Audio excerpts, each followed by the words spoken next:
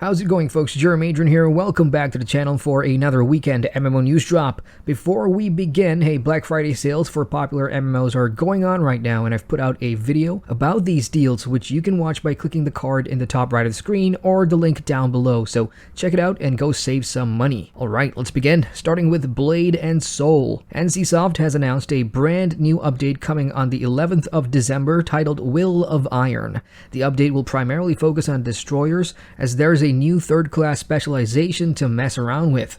Players will also get access to a shiny new dungeon called Hangar Zero, in addition to an action-packed side story, The Rise of the Silversteel. Other new features include the rebalancing to the cost of the heart upgrades, plus adding in a new heart tier as well. For the new destroyer specialization, you'll need to be level 55 and have completed the Awakening quest. The new Hangar Zero dungeon, on the other hand, is a 6-player heroic dungeon available in 2 modes, which are easy and hard, and it's recommended for players at level 60 with an HM score of 20. As always, the Will of Iron update will be free for all players, so bookmark the 11th of December if you play Blade and Soul. Up next, ZeniMax Online Studios has posted a couple of key updates for The Elder Scrolls Online this week with regard to the game's ongoing performance improvements. On both the forums and the official website, the studio has addressed the ongoing issue with the Activity Finder tool and server performances that's been giving players a ton of problems since the Undaunted event mess-up, and we now know the reason why. It's due to the Activity Finder sharing the same system resources as the rest of the game,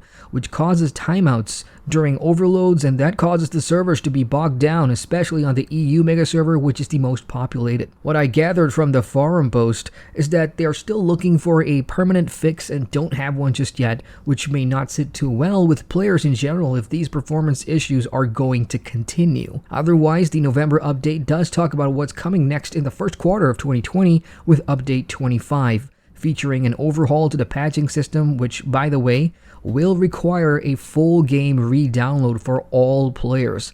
Yeah, looking forward to that one.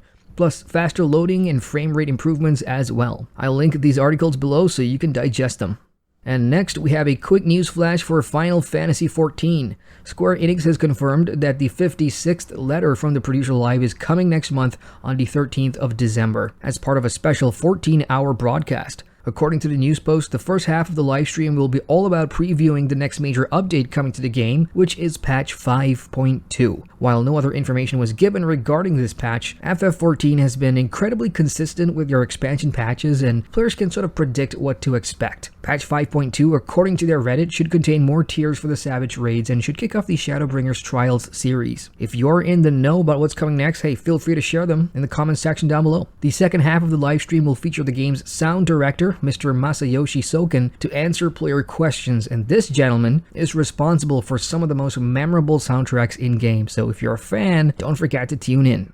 Pretty big news from Black Desert Online up next, and it's about the upcoming class revamps. Starting next week on December 4th onward, all 16 classes will start receiving the new succession skills that will apparently add a new dimension to the game's combat and class gameplay. What exactly are succession skills? Succession skills allow players to make the choice between specializing in their main weapons by sacrificing access to their awakening skills. In return, they get powerful new skills for their original weapons to use instead. Whether or not these are fun, better, as good as, or is the new meta and all that jazz versus the existing awakening skills remains to be seen. But I can see why they are doing it. Awakening skills have kind of overshadowed the relevancy of everything else, so giving players more options could add some much needed variety in how players choose to play their classes. All players will unlock succession skills at level 56 by completing a series of quests given to them by the ever-present Black Spirit. Up in space, EVE Online has launched its Invasion Chapter 2 update this week,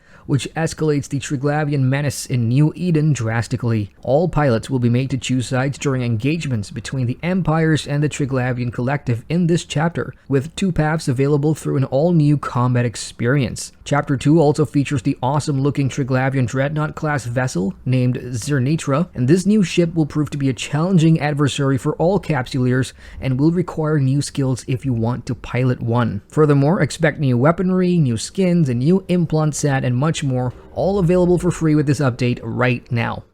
Moving on, look what we have here. News about Ascent Infinite Realm, an MMORPG that's disappeared from the public's eye ever since it finished its Southeast Asian closed beta that took place in early 2019. Well, this week Massively are reporting with sources that the Southeast Asian region publishers, which are Asiasoft/Playpark, they're planning to push the game out into an open beta phase sometime in the near future, between December 2019 and February 2020. This is mainly due to underperforming financials, so I guess it's time to push out the potential moneymaker early. I took part in the closed beta back in March, and even with the language barrier, my experience with the game has been a good one. It has enough to differentiate itself from the dozens of other similar Korean theme park MMORPGs out there from a gameplay perspective, and the only key concern is whether or not it's actually too late for the Western market to buy into this game, and that's where the real money is. Remember, Korean MMORPGs take a lot longer to make it to the West, and since Bluehole hasn't done anything of substance,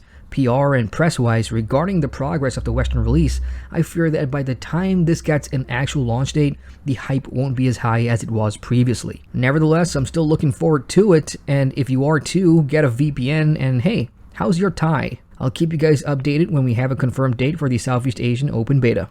Quick PSA for old school MMORPG players next, especially if EverQuest and EverQuest 2 are your main games.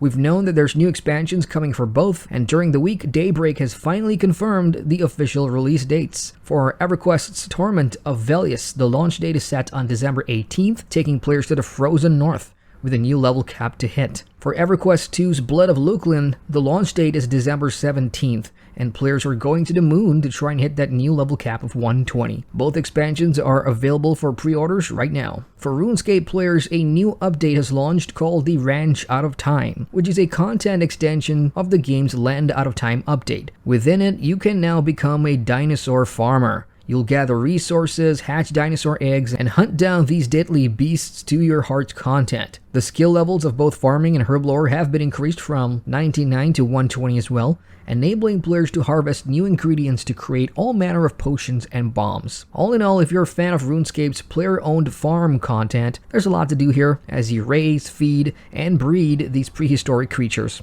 And last but not least, we also have some more new footage of the upcoming Warhammer Odyssey MMORPG to gush over. The developers have shared a video tour of one of the game's main hubs, the huge sprawling city of Marienburg. If you know your Warhammer, no further explanation required here. In the video, we see a dwarf slayer casually strolling through the streets of the city, showing us the visuals and sights. The hub itself is broken down into different districts, featuring a variety of shops, NPC characters, and once again, the soundtrack is pretty decent. For the next teaser, oh please let it be some form of gameplay and content. I think that's what we all want to see. And that's all I've got for now, folks. If there's news for a game that you play which isn't covered here in this video, share it with us in the comments down below. I hope everyone had a good Thanksgiving and enjoy the weekend, y'all. Hit the like button for the love of MMOs and feel free to subscribe to the channel.